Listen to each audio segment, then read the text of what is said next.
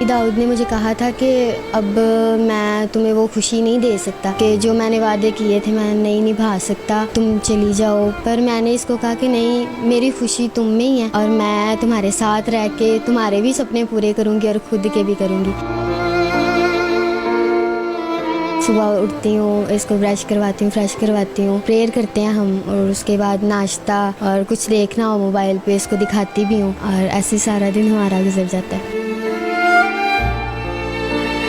मैं अल्लाह का ये शुक्र करती हूँ कि मेरे बेटे को ज़िंदगी दे दी, चाहे उसने बाजू ले लिए, बाजू भी दे दिए हैं उसने। बहू की सूरत में, बहू नहीं वो हमारी बेटी है, बहुत हिम्मत वाली बच्ची है, बहुत नेक है, बहुत प्यार करने वाली है। अपना माँ बाप छोड़ा ही है, हमको इतना प्यार करती है कि इस तरह कोई बेटियाँ भी नहीं कर सकती अपनी। लेकिन सबसे ज़्यादा उसकी हिम्मत ये है कि उसने हमारे बेटे को इस हाल में भी अपनाया।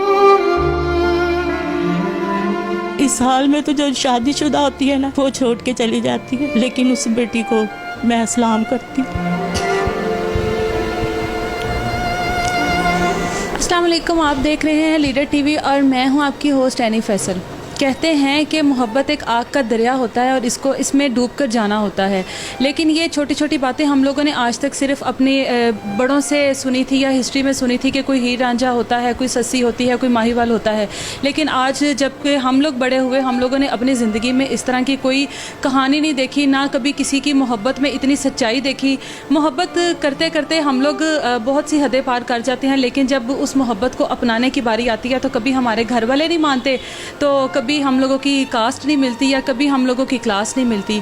लेकिन इस दौर में एक मोहब्बत की कहानी जब सोशल मीडिया पर इतनी वायरल हुई तो एक दफ़ा तो देखने के बाद मुझे भी यकीन नहीं हुआ कि वाकई कि इस तरह का मुमकिन है कि आजकल भी इस तरह की जानू और बाबू से निकलकर भी कोई ऐसी मोहब्बत होती है कि कहते हैं कि किसी को उसकी खूबियों के साथ अपनाना बहुत आसान होता है, लेकिन असल चीज़ वो होती है कि आप अगर किसी को उसकी खामियों के साथ या उसकी कमज़ोरियों के साथ अपनाओ तो वहाँ से आपकी मोहब्बत का, आपके पक्के रिश्ते का, आपकी सच्चाई का पता लगता है कि आपको किसी से कितनी मोहब्बत है। तो आप लोग मिल चुके हैं, मुझे नहीं लगता कि किसी भी तारुफ़ की अब ज़रूरत है सना और दाऊद की। इस टाइम मेरे साथ सना मौजूद हैं और मैं इनसे पूछना चाहती हूँ कि छोटी सी हैं अभी, लेकिन छोटी सी उम्र में इतना बड़ा हौसला, इतनी ज़्यादा हिम्मत कहाँ से आ गई? और ये आने वाली लड़कियों के लिए एक बेहतरीन मिसाल है, आने वाली हमारी नस्ल के लिए बेहतरीन मिसाल है। ये उन लोगों के लिए बेहतरीन मिसाल है जो लोग मोहब्बत को कबूल नहीं करते, जो लोग प्यार को कबूल नहीं करते, जो लोग एक दूसरे को, जो लोग इस चीज़ को मानते ही नहीं है कि आजकल के दौर में कुछ मोहब्बत नाम की चीज़ होती भी है कि नहीं, जो लोग हमेशा मुखालफत करने के लिए उठते हैं, रिश्तों को क्रिटिसाइज़ करने के लिए उठते हैं, उन लोगों के लिए ये एक ज़िंदा मिसाल है और ये आने वाली नस्लों तक ये हमेशा ज़िंदा रहेगी। जैसे तारीख में हम लोगों को हीर रांझा की स्टोरी मिलती है, मुझे यकीन है कि दाऊद और सना की स्टोरी भी ऐसे ही हम लोगों को मिलेगी। तो मैं सना से बात करती हूँ कि इतनी बड़ी हिम्मत, इतना बड़ा हौसला इनके अंदर कैसे आ गया? अस्सलाम वालेकुम। वालेकुम अस्सलाम। कैसी हो सना?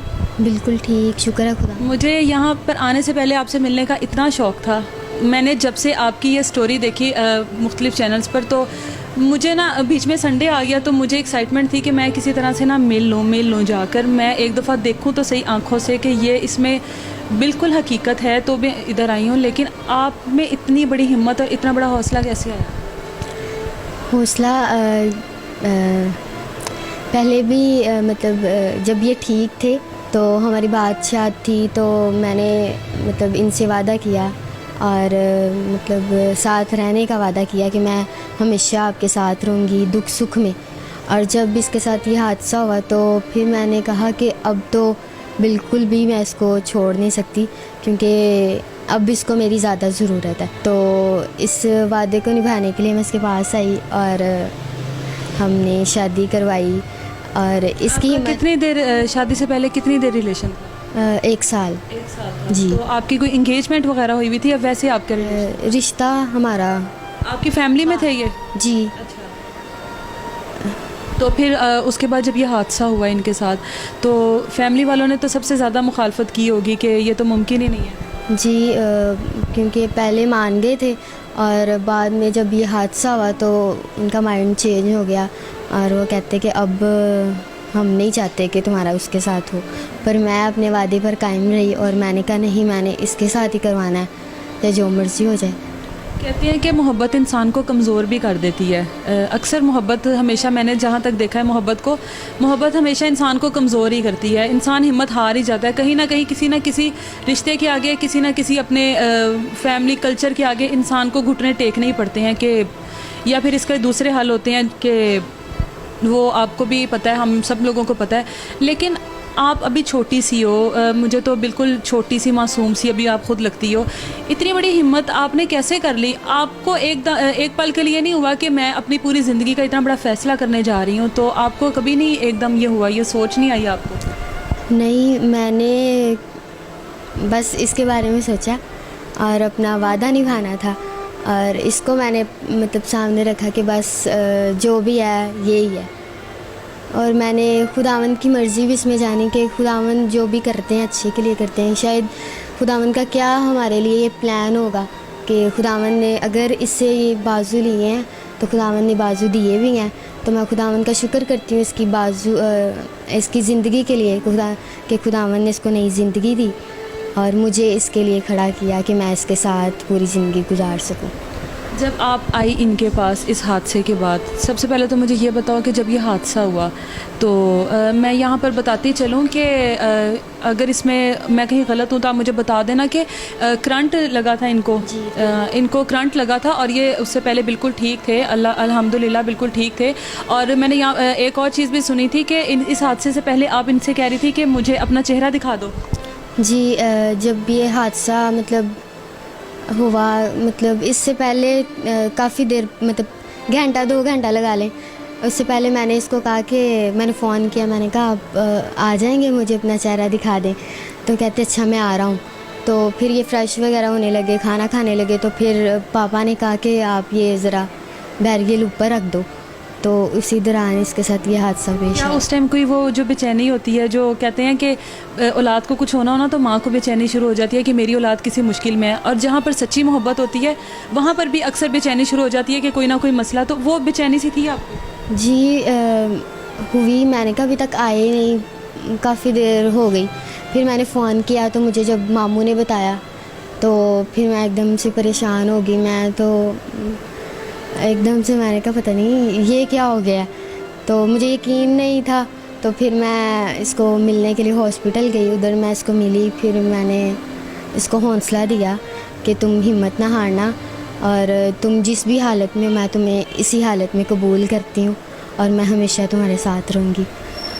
आपके आने के बाद जब आपने कहा, जब आप फैमिली के अगेंस्ट होकर आप यहाँ पर आई, तो आपको दाऊद ने नहीं कहा कि मैं नहीं रखूँगा, या दाऊद ने नहीं इस चीज़ को फ़ील किया कि मैं कैसे कबूल करें? जी, दाऊद ने मुझे कहा था कि अब मैं तुम्हें वो खुशी नहीं दे सकता कि जो मैंने वादे किए थे मैं नहीं निभा सकता, तुम चली जाओ। पर मैंने इसको कहा कि नहीं, मेरी खुशी तुम में ही है और मैं तुम्हारे साथ रह के तुम्हारे भी सपने पूरे करूँगी और ख़ुद के भी करूँगी, और मैं ऐसे ही तुम्हारे साथ रहूँगी। और फिर इसने मुझे कबूल कर लिया और आज हम शादीशुदा हैं, हमने शादी किया, हम बहुत ज़्यादा खुश हैं एक दूसरे के साथ। मुझे ये बताओ कि आपकी फैमिली ने अभी तक इस डिसीजन को आपके एक्सेप्ट नहीं किया? नहीं, अभी तक नहीं किया। आपकी बात हुई उनके साथ? क्योंकि अब दुनिया आपको देख रही है, ज़ाहिर है उनको भी पता चला होगा, उन्होंने भी देखा होगा, तो उन्होंने कोई रब्ता करने की कोशिश नहीं की? नहीं, अभी तक तो कोई नहीं की। आपने भी नहीं की? नहीं, मैंने नहीं की। मैंने सोचा था कि वो खुद करेंगे क्योंकि उनको तो पता चल गया होगा, पर अभी तक उन्होंने नहीं किया। पहले मतलब न्यूज़ से पहले उन्होंने मुझे फ़ोन किया था, पर अब नहीं किया उन्होंने मुझे फ़ोन। और उनमें से कोई आया भी नहीं, कोई नहीं आया। अच्छा, मुझे ये बताओ कि कितना अर्सा हो गया अब आपकी शादी को? 1.5 माह हो गया हमारी शादी। 1.5 माह में आप दाऊद की ज़िंदगी जी रही हो और दाऊद भी आपकी ही ज़िंदगी जी रहा है। जिस तरह से देखा जा रहा है, आप उसके बगैर कुछ नहीं हो, वो आपके बगैर कुछ नहीं है। कभी किसी बात पर बहस भी हुई है अब तक? कभी लड़ाई भी हुई है किसी बात? नहीं, कभी भी नहीं हुई। कभी भी नहीं हुई है?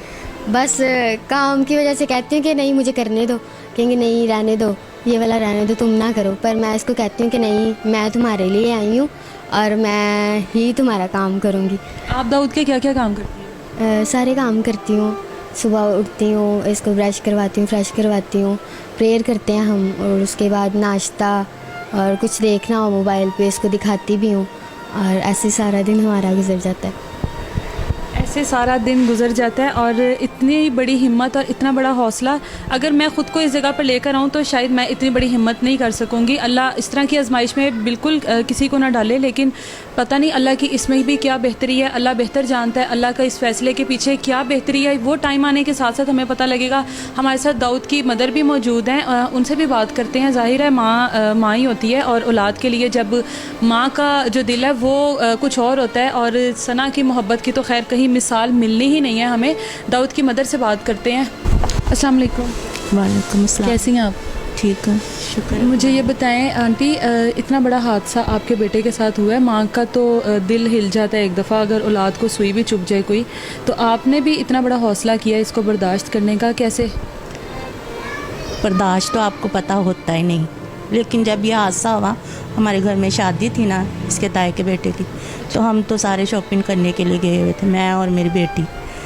मुझे उधर ना बड़ा मेरे दिल को कुछ हो रहा है कि मैं इसी की बातें कर रही हूँ अपनी बेटी के साथ कि अच्छा, आप दाऊद की बातें कर रही हैं? हाँ जी, दाऊद की बातें कर रही हैं दोनों माँ बेटी कि दाऊद को ये करेंगे। शादी थी ना इसके ताए के बेटे की, तो मुझे पता नहीं कैसी घबराहट सी कुछ हुई है। ऐसे कपड़े इधर ना सिलाई कर रही है मेरी भाभी की बहन ना, तो मैं अपनी मामा के घर आ गई, हमारा घर नज़दीक ही है ना, तो इधर आई हूँ तो मुझे कुछ घबराहट सी हुई ऐसे कि जैसे मेरे दिल को किसी ने ना ऐसे पकड़ लिया ज़ोर से। तो मैं इधर ही बैठी हुई, तो मैं भाग के बाहर चली गई हूँ कमरे से। तो मेरी भाभी कहती क्या हुआ, मेरी मामा में भाग के आई, कहती क्या हुआ, पानी लेके आई। मैंने कहा मुझे पता नहीं चला कि मेरे दिल को कैसे किसी ने ना ऐसे पकड़ लिया। तो बाद में मेरे देवर का बेटा भागा आया, तो वो मुझे बता रहा है कि दाऊद भाई ना दुनिया में नहीं है। ये खुदावंद का बड़ा करम है कि दाऊद को दोबारा होश आ गए, लेकिन हम तो होश खो बैठे थे। मैं तो 2-3 घंटे बेहोश ही रही हूँ, मुझे पता ही नहीं कि मेरे घर में क्या हो गया है क्या नहीं। ये है कि मेरा बेटा घर संभालता था, मेरे मियाँ को ना मोरों का मसला है ना, सारा काम घर का ये करता था।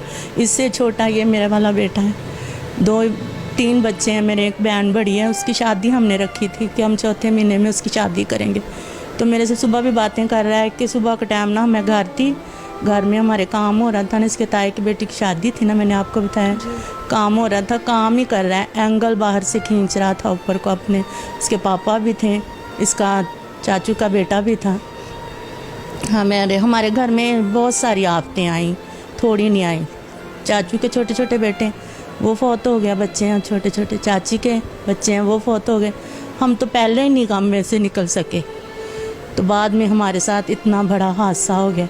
लेकिन मैं अल्लाह का ये शुक्र करती हूँ कि मेरे बेटे को ज़िंदगी दे दी। चाहे उसने बाजू ले लिए, बाजू भी दे दिए हैं उसने, बहू की सूरत में। बहू नहीं, वो हमारी बेटी है। आपको उम्मीद थी कि सना इस तरह, क्योंकि इस तरह के मौके पर तो अपने छोड़ जाते हैं, जिनकी शादियां हुई होती हैं वो छोड़ जाती हैं ऐसी हालत में आकर, वो नहीं साथ देती। लेकिन सना ने इतनी बड़ी हिम्मत दिखाई है, इतना बड़ा हौसला दिखाया है, उसके बाद भी सना वापस अपने घर वालों को छोड़कर उसने कबूल किया हर चीज़ को। तो आपको सना के बारे में बहुत फ़ख्र तो होता होगा कि वो आपकी। हाँ जी, हाँ जी, फ़ख्र है इसके बारे में। इसके लिए मैं बहुत कुछ कहना चाहती हूँ कि बहुत हिम्मत वाली बच्ची है, बहुत नेक है, बहुत प्यार करने वाली है, कि अपना माँ बाप छोड़ा ही है, हमको इतना प्यार करती है कि इस तरह कोई बेटियाँ भी नहीं कर सकती अपनी। लेकिन सबसे ज़्यादा उसकी हिम्मत ये है कि उसने हमारे बेटे को इस हाल में भी अपनाया।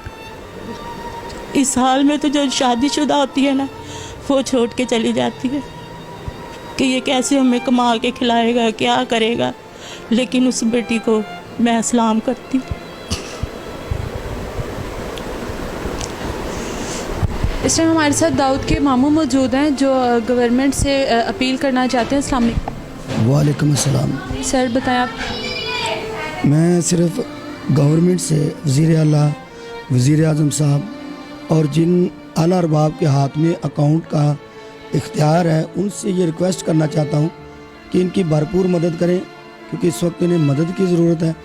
और जब तक इनका अकाउंट नहीं होगा, हम कोई ऐसा काम नहीं करना चाहते कि किसी के अकाउंट में हो पैसा ताकि इसी के अकाउंट में जाए, ताकि जो डिज़र्व करता है उसी को, जो हकदार को हक मिले और उसकी ज़िंदगी गुजारने में उसको आसानी हो सके। मेरी गवर्नमेंट से और वज़ीर आला से ये अपील है कि दाऊद का अकाउंट खुलवाया जाए, क्योंकि हमें बड़ा मसला हो रहा है।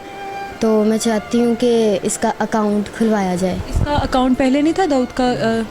नहीं, पहले नहीं था। और आप अपना अकाउंट क्यों नहीं खुलवाया? मैं मतलब अपने घर से जल्दी में आई, तो मैं ऐसी कोई चीज़ लेके नहीं आ पाई। वैसे आपका आईडी कार्ड है? जी, मेरा आईडी कार्ड है।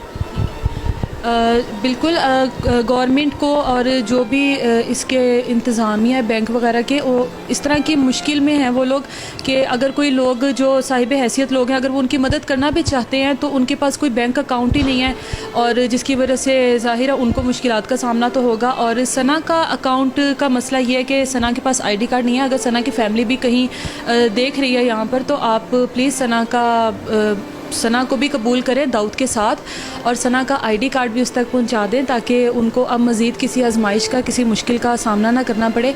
अपना बहुत सारा ख्याल रखिए। अल्लाह हाफ़िज़।